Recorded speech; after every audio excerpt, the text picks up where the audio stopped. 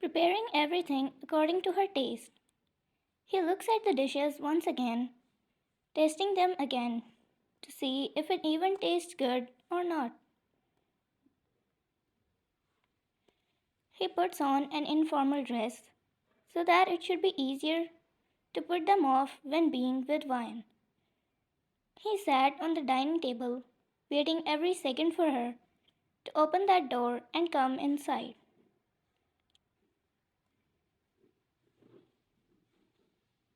He was getting too hungry while looking at the dishes, but he didn't touch one.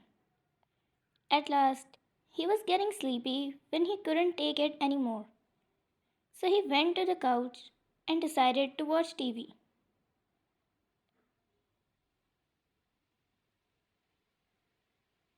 He thought about calling her, but he didn't want her to hurry back because she gets anxious easily.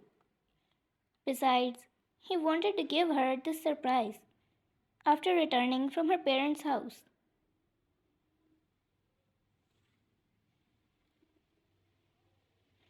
As he was changing channels, he accidentally saw the plane number that was on the news, and he found it familiar. He stayed on that channel and raised his brow as he looked at the number.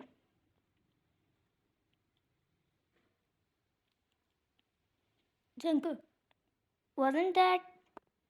His expressions immediately changed into tension and confusion as he took out his phone to confirm it before acting out. He opened his chats with Vian, where she sent him the plane ticket.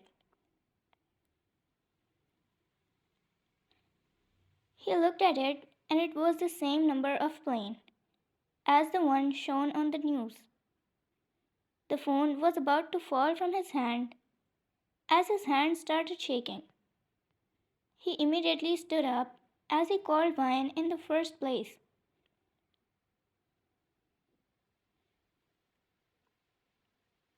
He started marching in the whole house while trying to call her as the tears fell down from his eyes. He rubbed his hand on his forehead, then at his eyes. His legs were almost shivering from the anxiousness. Jungkook, Vian, Vian, please pick up. Don't, don't do this. It's not possible. It can't be. He kept saying those words while continuously calling her again and again, but she didn't pick up. As he was passing beside the table, his foot got hit with the table and he fell down on his knees. But he stayed there instead of getting up, as he didn't have any idea what was happening.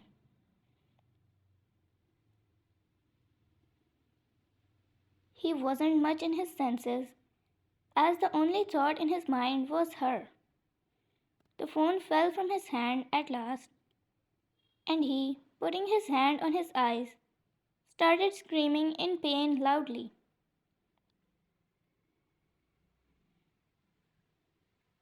He wanted to go check for himself, but he didn't have the courage to even get up at that time.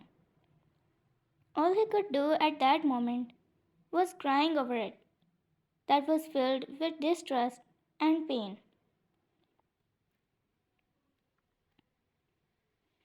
After a minute or two, the door from behind opened, but he didn't have any idea about it until he heard, "What are you doing on the floor?" He didn't believe it, but he looked behind in an instant as she, in her startled state, said, "Are you crying?" He first thought it's just an imagination of his. He wanted to believe it so much, but he wasn't certain. He got up in an instant and ran there to hug her, so tight that she dared not to scare him again. He touched her here and there to feel her presence and know that she is actually here, but not a mere hallucination. She didn't ask him anything, dropped her handbag on the floor, and hugged him back tightly. She first gave him the warmth that he needed before constantly asking him about what happened.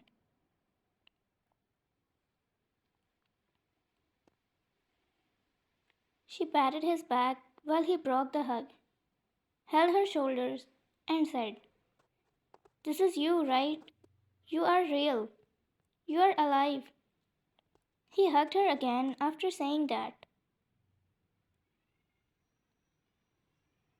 Wine. Yeah, I am alive. Why wouldn't I be? He finally broke the hug when he heard her and came into his senses a little as he asked her, "Did you survive the crash? How did you get here? You could call me." Wine. What crash? I didn't even come in the plane. Jungkook. You weren't in the plane? How did you come here then? Wine. In my uncle's private jet. Jungkook was quiet as he raised his brows. For she said, right at the moment I was going to go out of the house, my uncle came and told me that it's not fair to not go in his jet. I was excited too, so I got on it. Jungkook, what do you mean you got on it? What about calling me? And even I call you so many times that I can't even count. She fake smiled as she said, "He came so suddenly and took me. I didn't have the time to call you. I was going to tell you anyways after coming here, and my phone's dead battery was dead, so I couldn't pick the calls." She bit her lips in embarrassment and held her ears as she said, "I'm sorry. I didn't know all of this would happen just because I didn't tell you." Jungkook, I really want to beat you right now, he said and hugged her again while patting her hairs, for he said, "Don't ever leave me. I don't know what will happen to me. I don't know myself." Wine. I'm not leaving you so soon. Don't worry. How will I ever find someone like you, whom I can tease the whole day, knowing that you will always return? She laughed a little in a mocking tone. Jungkook. Oh, so now I'm a pushover who will always return to you, no matter what you do. Fine. You can think of it like that. Jungkook. Don't tell me to think like that.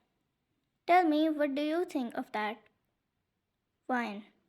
I I think doing that makes you the most loyal and faithful person whom I can trust without a second thought. He quietened down while resting his head in her shoulder. Vine, now stop crying. I can't compliment you anymore.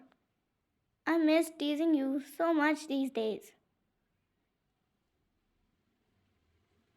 He laughed and broke the hug, looking in her eyes. He gave a kiss on her forehead. He held her hand and took her to the dining table, where her mouth widened, looking at the dishes.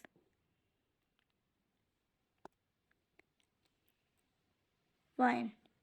And I missed your dishes so very much, for real, she said as she sat down on the chair and opens the lids.